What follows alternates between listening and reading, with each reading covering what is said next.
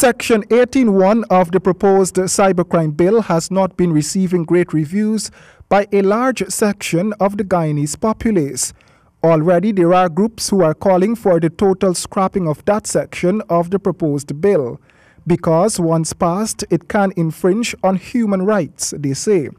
That section states, I quote, "A person commits an offense of sedition if the person, whether in or out of Guyana, publishes, transmits, or circulates by use of a computer a statement or words, either written or spoken, a text, video, image, sign, visible representation, or other thing that brings or attempts to bring into hatred or contempt, or excites or attempts to excite dissatisfaction towards the government, established by in law," unquote. Opposition leader Jagdeo has added his voice to the issue.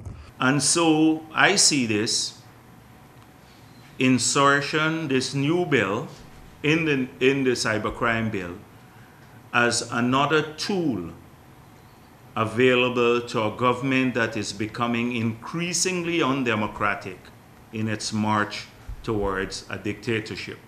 This is why the entire Guyana must fight to ensure that this retrograde step to charge people for sedition, an archaic offense because of what they say. But although Mr. Jagdeo is calling the sedition clause archaic, he did not recall that it was under his watch as president that Mark Benchcup was charged for the same sedition. Additionally, the PPP had 4 of their MPs in the Special Select Committee that revised the bill, but Jagdeo said the MPs were absent from the committee meetings when that clause was inserted. PPP MP Anil Nandlal had some reservations about the bill, but he had described it as a good bill.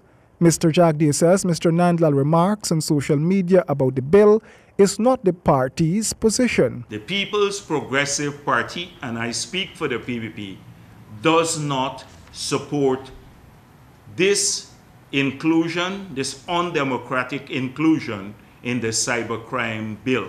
Jagdeo also took offense to the clause of the bill which speaks about security for government officials. We already have laws protecting all of our citizens, and I would assume that the Prime Minister and the President and ministers are citizens of Guyana, and that they too are afforded the same sort of protections that we all enjoy under law.